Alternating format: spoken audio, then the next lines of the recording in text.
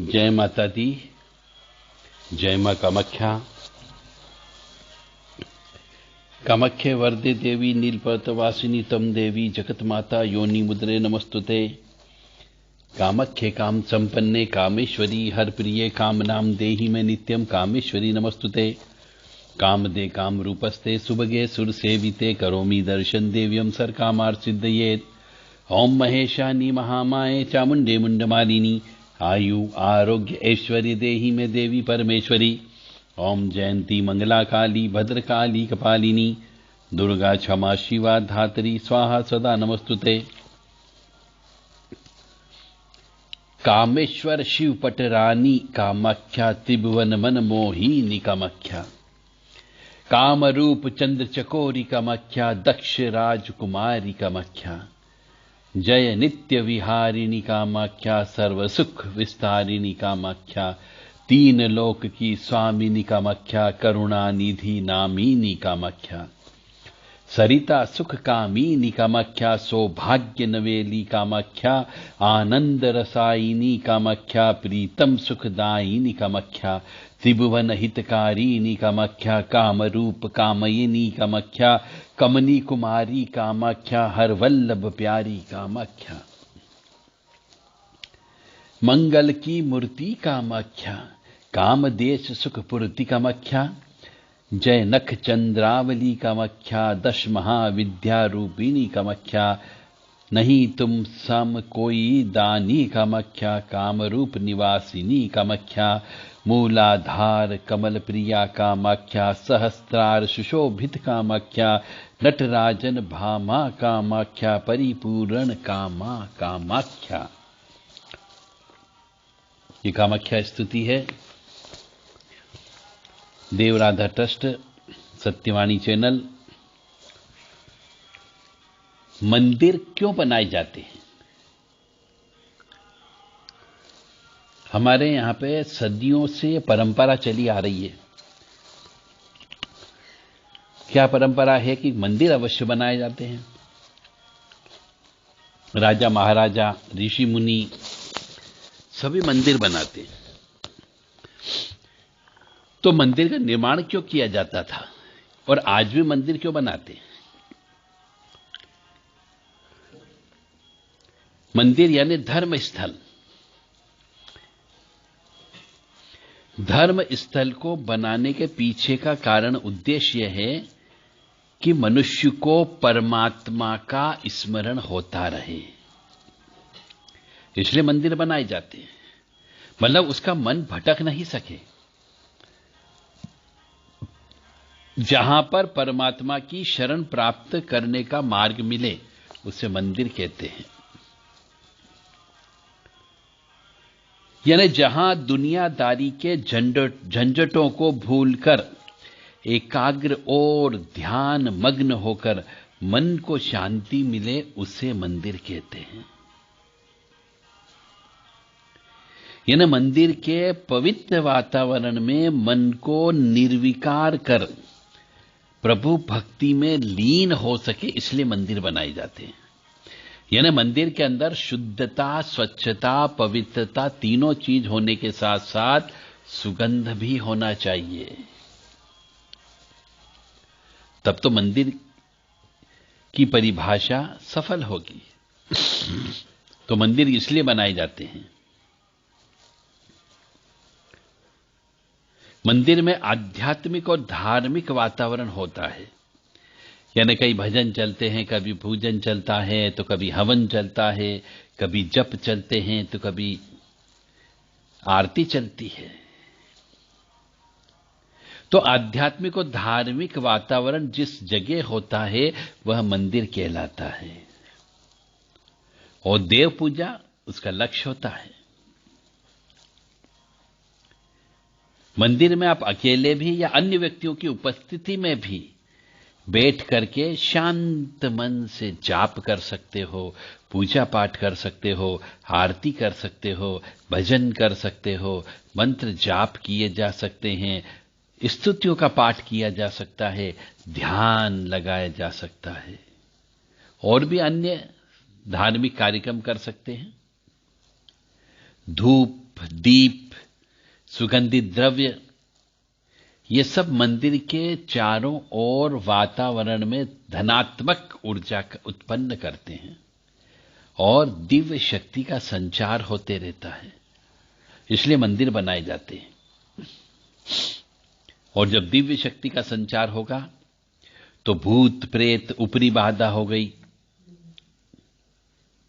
काला जादू हो गया और विषाणु युक्त कीटाणुओं की शक्ति 0 हो जाती है।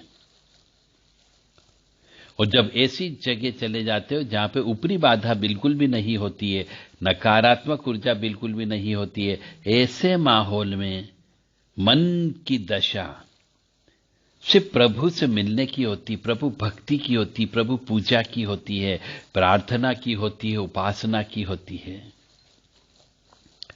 जिससे जितने भी कर्मकांड हम करते हैं उन कर्मकांडों को पूरा करने में शारीरिक और मानसिक लाभ दोनों मिलता है।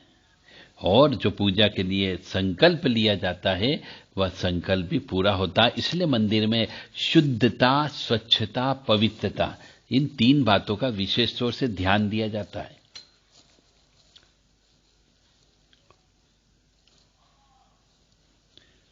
हम देखते हैं हिंदुस्तान में विशेष तौर से कि मंदिर में लोग बाग जाते हैं तो कुछ न कुछ मांगने के लिए आते, जो एक्चुअल उनका भक्त होता है वो तो बहुत कम पहुंचते हैं। और मंदिर में अक्सर मांगने के लिए, ईश्वर से मांगने के लिए याचक लोग ज्यादा पहुंचते हैं। कुछ मन्नत मांग लेते हैं और कुछ लोग मन्नत जो मांगी थी उस मन्नत को पूरी भी होने पर जो बोला था उसके वायदा पूरा करने के लिए पहुंचते हैं। मतलब वर्तमान में कलयुग में भगवान को भी लोभ और लालच में फंसा करके, रिश्वत दे करके एक अपना कार्य कराने का प्रचलन चल पड़ा है। ये कलयुग है, जबकि मनुष्य अपने कर्मों का फल भोगता है।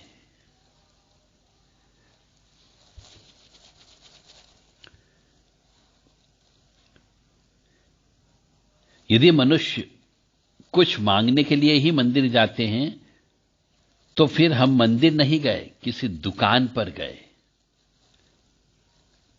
जबकि वास्तविक सच्चा भगत जो होता है वह भक्ति भाव से, आह्लादित भाव से, समर्पण भाव से मंदिर जाता है।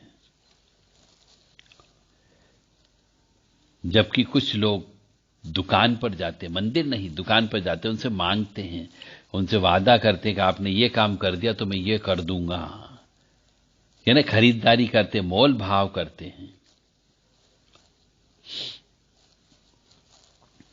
मंदिरों में इसलिए भी मंदिर बनाए जाते हैं कि मंदिरों में प्रातःकाल और संध्या बेला के समय पे, यानी दोनों के दिन और रात के मिलन के समय पे, इस समय पे पूजा पाठ की जाती है।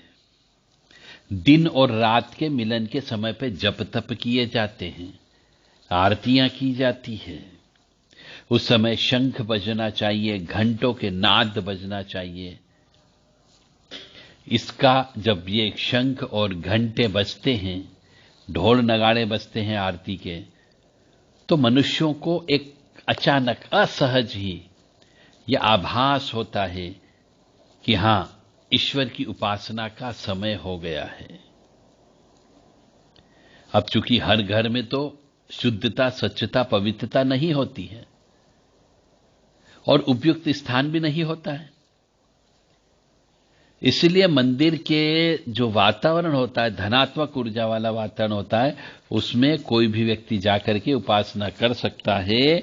इसलिए ये शंख बजाए जाने चाहिए, ढोल नगाड़े बजाने जाने चाहिए, ताकि व्यक्ति वहां जाकर के उपासना कर सके।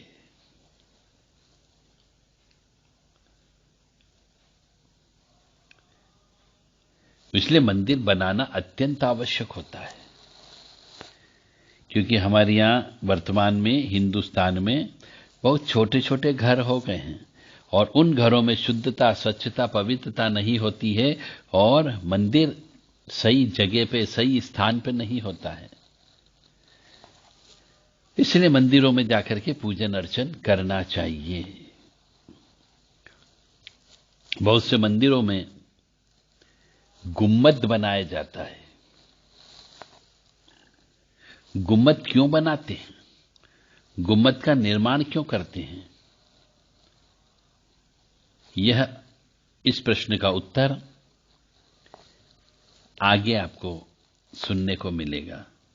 जय माता दी, जय मां कामाख्या।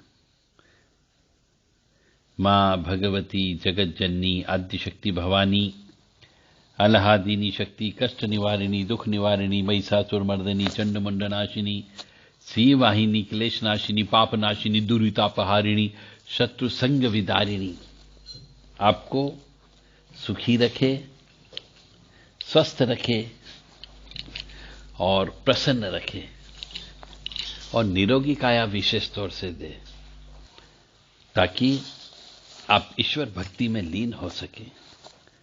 जय माता दी, जय मां कामाख्या।